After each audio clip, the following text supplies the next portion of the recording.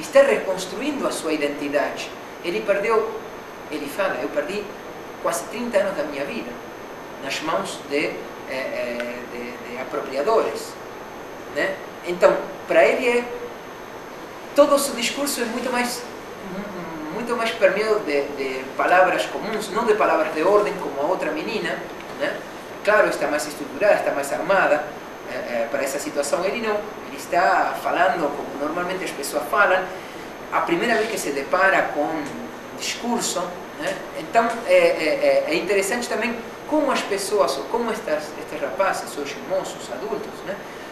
Ao longo das suas vidas, à medida que foram sendo descobertos, que eles recuperaram a sua identidade, também foram recuperando ou foram criando ou recriando toda essa ausência de todos esses anos, né?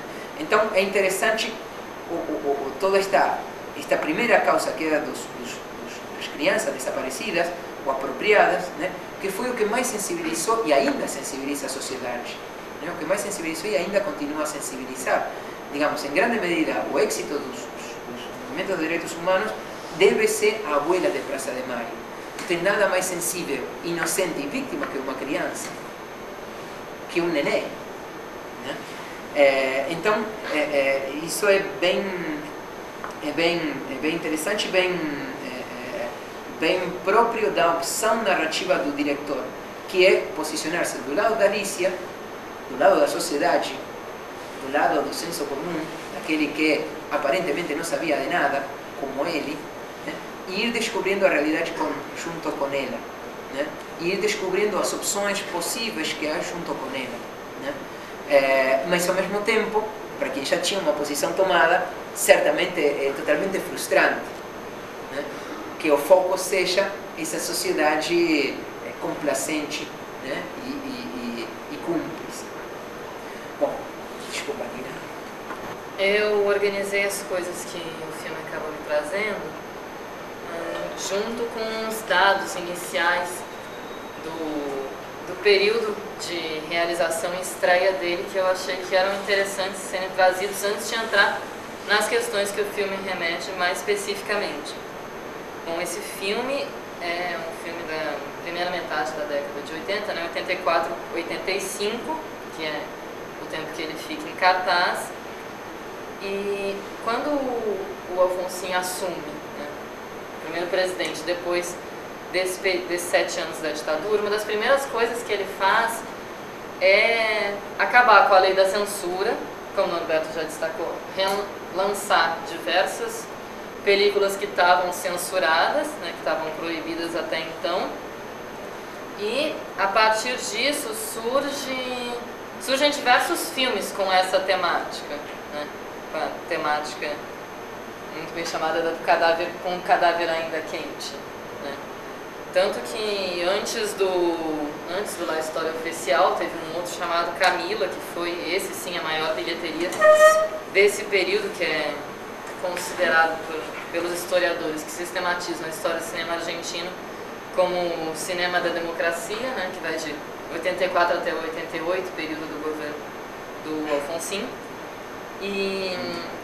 Mas não à toa esse filme surge nesse contexto. Primeiro por essa derrubada da censura, né, cria-se um sistema muito parecido com o que a gente tem hoje, um sistema de classificação etária, né, em vez de uma proibição, uma censura, mas também por um interesse do governo, né, da UCR, de fazer uma espécie de uma relações públicas e principalmente com o exterior.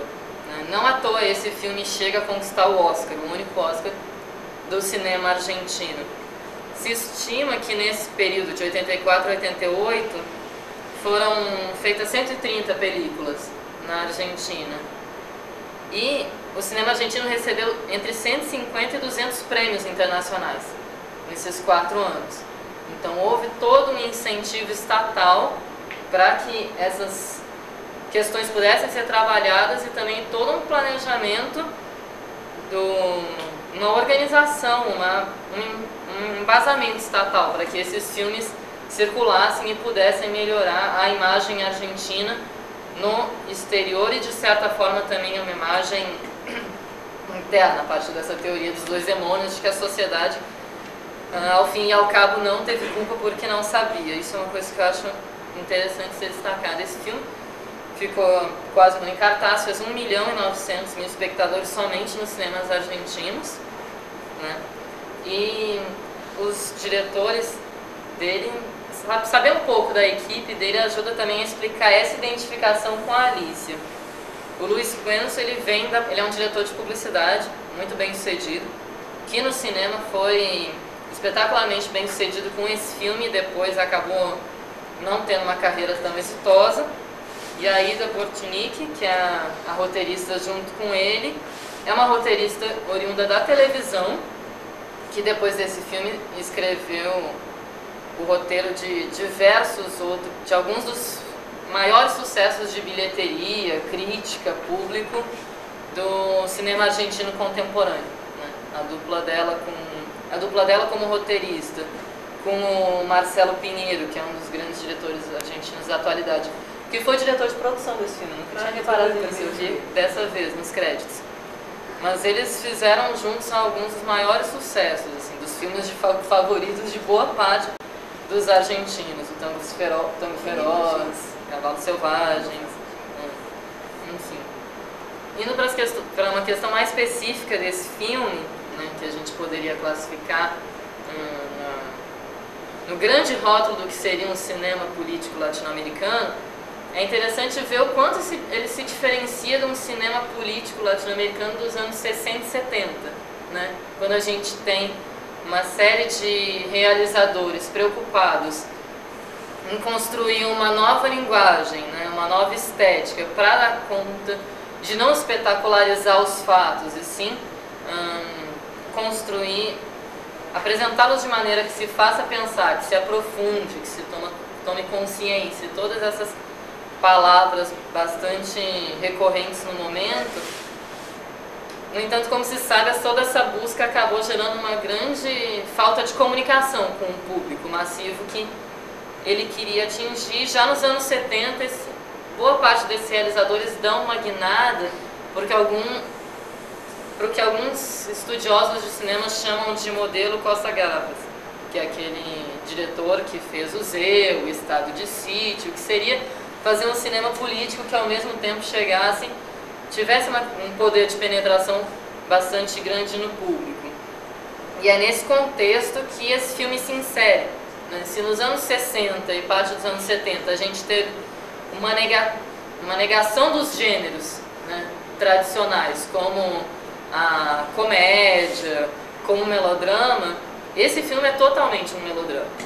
Ele é uma volta total aquelas características mais básicas, né, de um melodrama, embora ele seja um melodrama moderno. Então ele não vai ser, né, um melodrama dos anos 80, ele não vai ser a mesma coisa que um melodrama mexicano dos anos 40. Ele tem a sua atualização, por exemplo, o final é aberto, né? A Alicia, apesar de ser a heroína, ela não é aquela heroína que recompõe, que tudo dá certo no final, né? Tem esse descentramento um pouco dos clichês, mas nem por isso deixa de ser um melodrama, até pela própria posição política que ele assume, né? Justamente essa dela não sabia, né? Ela não tem culpa, ela vai descobrindo. É interessante perceber como